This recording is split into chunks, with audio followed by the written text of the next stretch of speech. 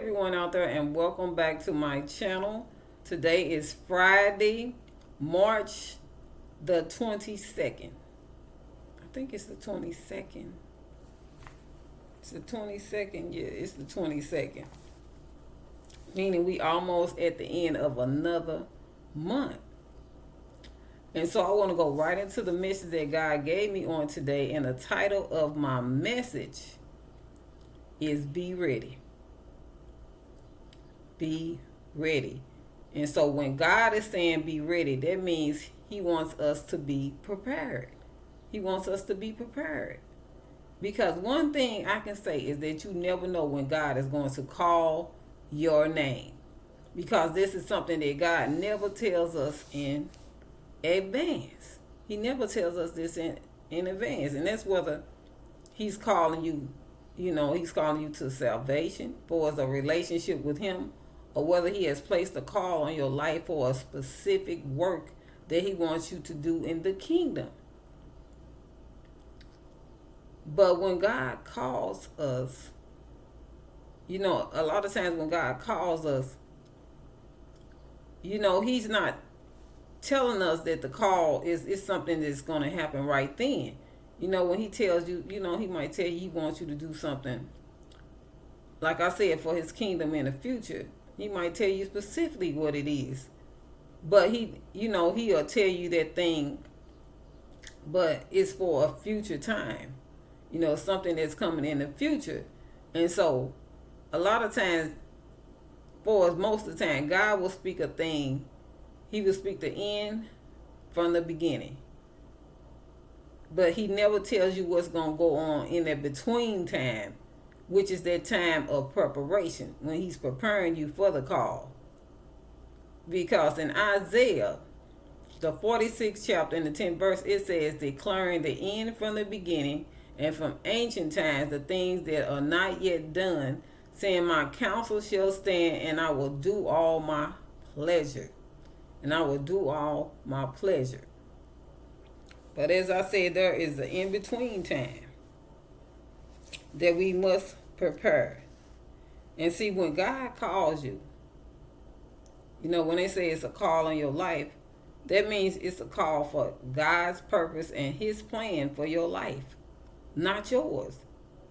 Because a lot of times our plan or dream for our life is not the dream and plan that God has for us. So that means that God has to prepare us for his purpose. He has to do it his way.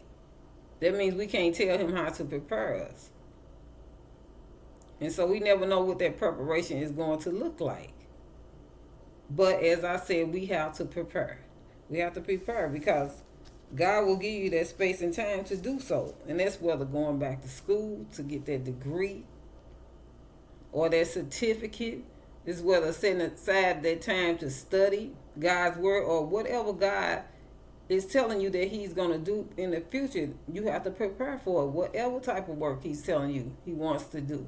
Because one thing, God uses us everywhere. And so your call might not necessarily be for the church, but it could be outside of the church, in the marketplace. But whatever call he has on your life, you will have to prepare for it. You have to prepare for it. And so God is saying, be ready. He's saying, be ready. In 2 Timothy 2:15, it says, study to show thyself approved, a workman needed not be ashamed, rightly dividing the word of truth. And so if God is calling you to the ministry, that means you have to study his word. I think you should study his word whether he's calling you to the ministry or not, because you want to know the God that you're serving. You want to know all about him, even if you're just being a witness for him. So I think everybody should study his word, but especially if he's calling you to the ministry. And so there are many ways that God will prepare us. For us, like I was saying, things we do on our part, but he also prepares us through our everyday life experiences. A lot of times you don't even know that God is preparing you. It's just you going through life. But that's why he says that all things work for the good of those that love God and are called according to his purpose. And I believe everything that we have that happens in our life, it all is part of God's plan. Even our mistakes. You know, a lot of people might not agree with that, but I believe it. I believe, especially in reading the Bible. You know, things I have seen happen in other people's stories. You know, you read about different people's stories in the Bible. But, you know, just like in Joseph's life, Joseph, when God gave him a big dream, a big dream. But he didn't know how it was going to all fall, you know, come together. He didn't know. He didn't know that he was going to have to endure a lot of trials and tests before this dream came to pass. And God allowed it to happen. God allowed those things to happen to Joseph. And it at the time, it probably didn't seem fair.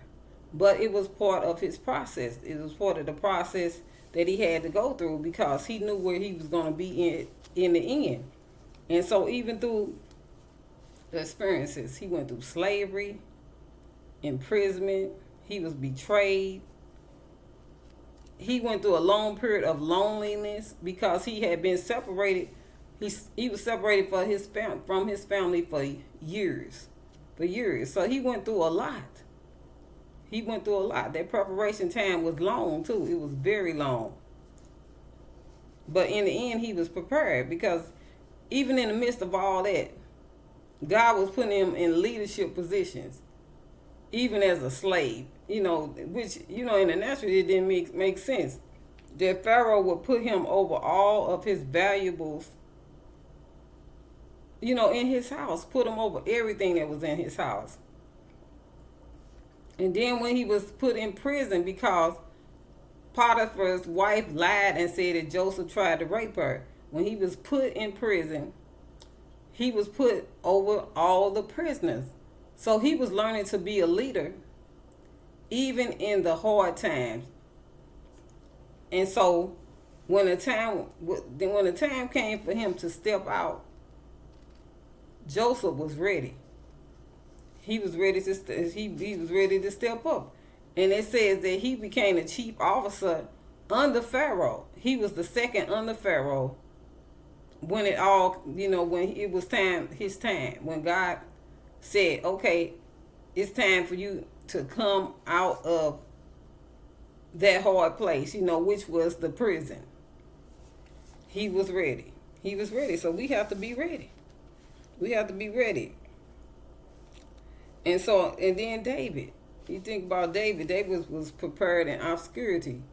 When he was doing his everyday, he was just doing everyday life. Was taking care of sheep. And during that time of the sheep, God had allowed him to kill a lion and a bear. And so God prepared him to be a warrior doing those everyday things. And so when the time came for him to step up and step out, and he was given an opportunity, David was ready. He was ready. And so I want to read about David in 1 Samuel. I want to read that 17. I'm going to go to the 17th chapter. I want to read the 22nd through the 29th verse, and I want to read the 34th through the 37th verse. And it says, and for anyone that is new to the channel, I read out of the King James Version. It says, and David left his carriage in the hand of the keeper of the carriage and ran into the army and came and saluted his brethren. And as he talked with them, behold, there came up the champion, the Philistine of Gath, Goliath by name, out of the armies of the Philistines, and spake according to the same words, and David heard them. And see, he had been threatening them. He had been threatening them, you know, threatening them about what he was going to do, and they were afraid. But David was not afraid. And it says in the 24th verse, it says, and all the men of Israel, when they saw the man, fled from him and were sore afraid. And the men of Israel said, have you seen this man that is come up? Surely to divide Israel is he come up. And it shall be that the man who killeth him, the king will enrich him with great riches, and will give him his daughter, and make his father's house free in Israel. And so David was finding out what he was going to get if, whoever killed Goliath. And so David, he knew in his heart, okay, I'm finna step up. In the 26th verse, it says, and David spake to the men that stood by him, saying, what shall be done to the man that killeth this Philistine, and taketh away the reproach from Israel? For who is this uncircumcised Philistine, that he should defy the armies of the living God? And the people answered him after this manner, saying, so shall it be done to the man that killeth him. The 28th verse says, and Eliab, his eldest brother, heard when he spake unto the men, and Eliab's anger was kindled against David, and he said, why comest thou down hither? And with whom have thou left those few sheep in the wilderness? I know thy pride and the naughtiness of thy heart, for thou art come down that thou mightest see the battle. And see, his brother, he underestimated David. It's something that people that's closest to you, sometimes they can't even see. They can't even see what's in you or see who you are. But David was meant to show them. He was meant to show them who he was. And so, in the 29th verse, it says, and David said, what have I now done? Is there not a cause?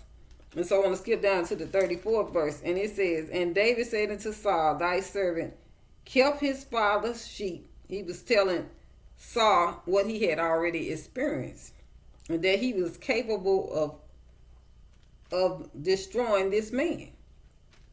Now, they probably didn't believe it by just looking at David. But it says, and David said unto Saul, thy servant kept his father's sheep, and there came a lion and a bear, and took a lamb out of the flock.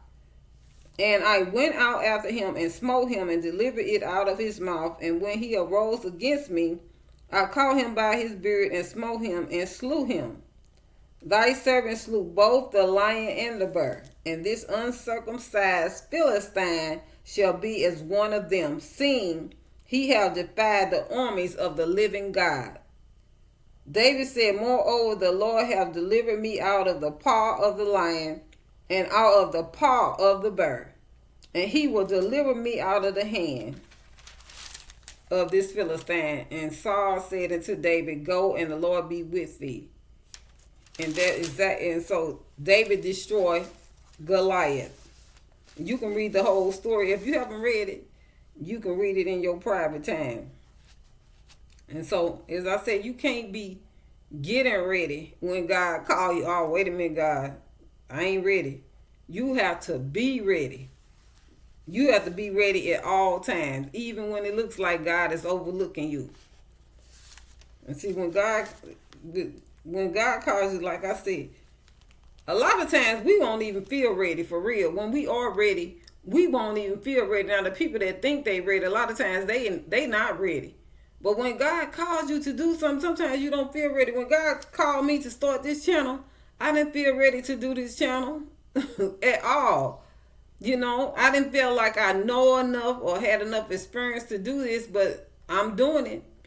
I'm doing it. And a lot of people, you don't realize that you are seeing my growth in this channel. But when you step out, you never know what you can do unless you try.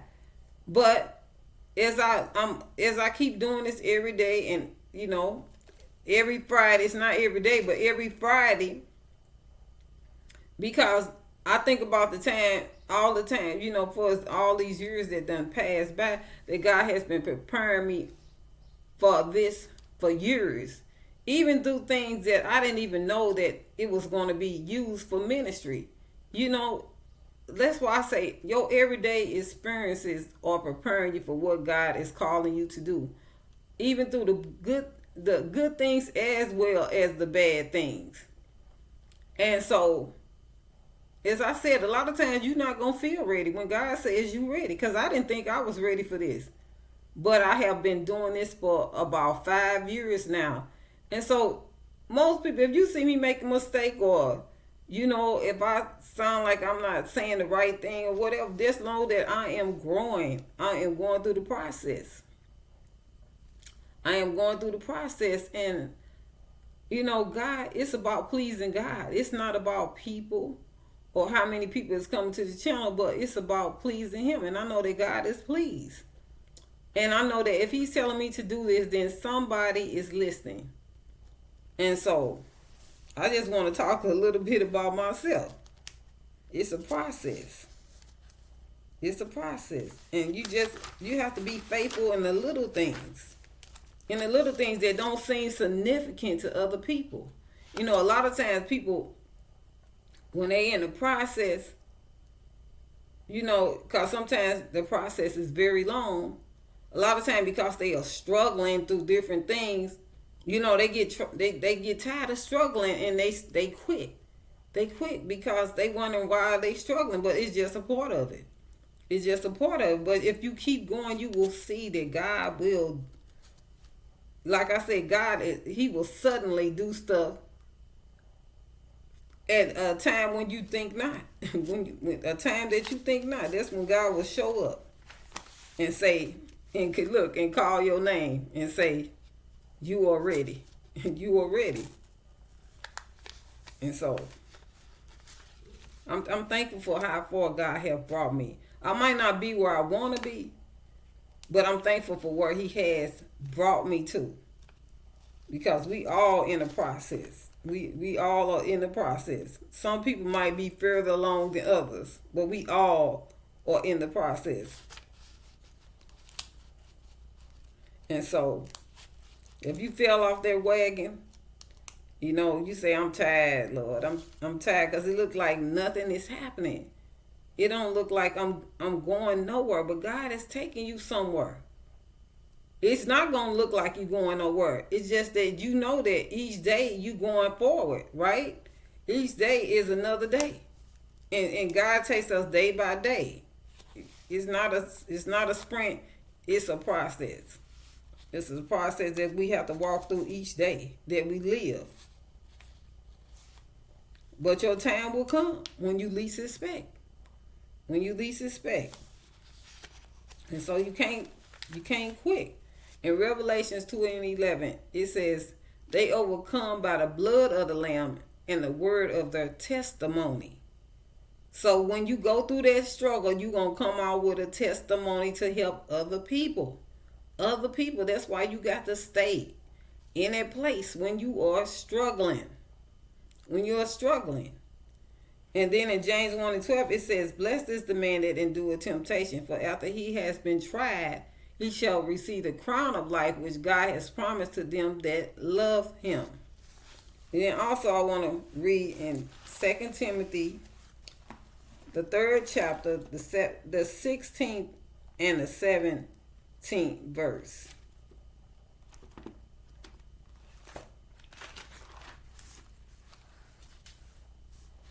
It says, all scripture is given by the inspiration of God and is profitable for doctrine, for reproof, for correction, for instruction in righteousness, that the man of God may be perfect, thoroughly furnished unto all good works. And I also, I thought about the 10 virgins, because 5 were prepared and 5 were not prepared. And this is talking about when at the return of Christ. We can't be getting ready. We have to be ready at all times. So I want to go to Matthew. I want to read that 25th chapter, the 1st through the 13th verse. And it says, then shall the kingdom of heaven be likened unto 10 virgins, which took their lamps and went forth to meet the bridegroom. And 5 of them were wise, and 5 were foolish. They that were foolish took their lamps, and took no oil with them. But the wise took oil in their vessels with their lamps. While the bridegroom tarried, they all slumbered and slept. And at midnight there was a cry made, Behold, the bridegroom cometh. Go ye out to meet him. Then all those virgins arose and trimmed their lamps. And the foolish said unto the wise, Give us of your oil, for our lamps are gone out. But the wise answered, saying, Not so, lest there be not enough for us and you, but go ye rather to them that sell and buy for yourselves. And while they went to buy, the bridegroom came, and they that were ready went in with him to the marriage, and the door was shut. And so God gave, it was 10 virgins. This just was an example. And he gave them all the same amount of time to be prepared for his return. But a lot of them, they didn't take it serious. And so they didn't do what they need to do to be prepared. And so we need to be preparing to leave to leave here. Because we see all the signs of Christ's return. And so we can't just be, slacking and getting so caught up in this world and what's going on in this world. But we need to be watching. He said, watch and pray.